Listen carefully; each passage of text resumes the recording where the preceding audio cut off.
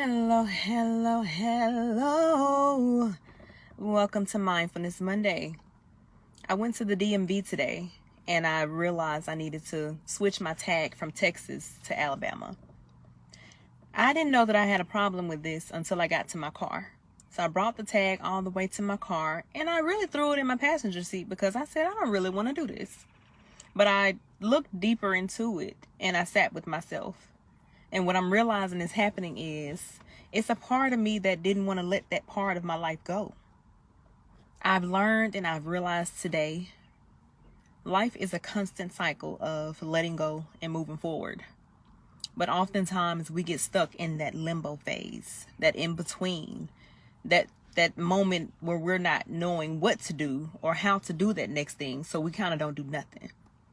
Now, I also say when you don't know what to do, when you're not sure of how to move, don't move. But these are two different things. So what I mean by being stuck in that phase or that middle limbo area is, how about checking in to figure out why you don't want to let something go or why it is that you are uncomfortable with moving forward. So again, I've lived in Texas for about 6 years.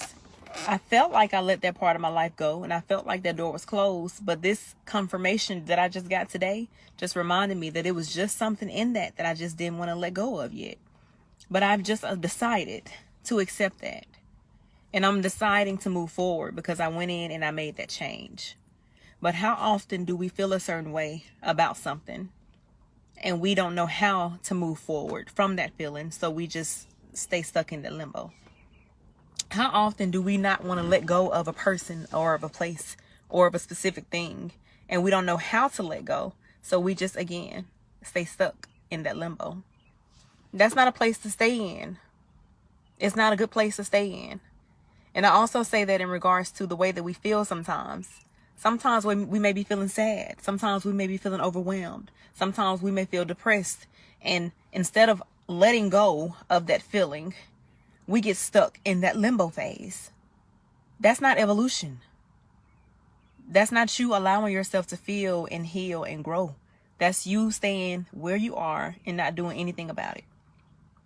If that works for you, that's your business. However, that's not a place to stay living in. I always say as well, when it comes to your feelings, it's a good thing to recognize how you feel. That way you can know, oh, that's why I'm feeling this way. Oh, that's what that feels like to feel like this. And you can decide to move forward. So decide to figure out what it is that you're holding on to, whether it's the feelings, a person, a place, or anything else, and then decide that you're moving forward. But the main takeaway from all of this is that you get to decide. You get to decide if you stay stuck. You get to decide if you allow that thing that's holding you back to keep you back. And you get to decide if you are going to step out of that limbo and into that new territory, although it's uncomfortable. Again, you can stay sad if you want to, or you can decide, I'll choose not to stay this way. Because everything is a choice and it's in your hands. So again, welcome to Mindfulness Monday. It's difficult to let things go. And it's also difficult sometimes to learn how to accept new things.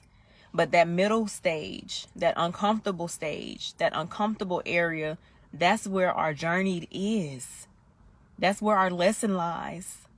That's where we figure out, do I want to stay stuck or do I want to move forward? Even when it comes to disagreements or relationships that you may have with people, you're not going to always agree. You're not going to always agree.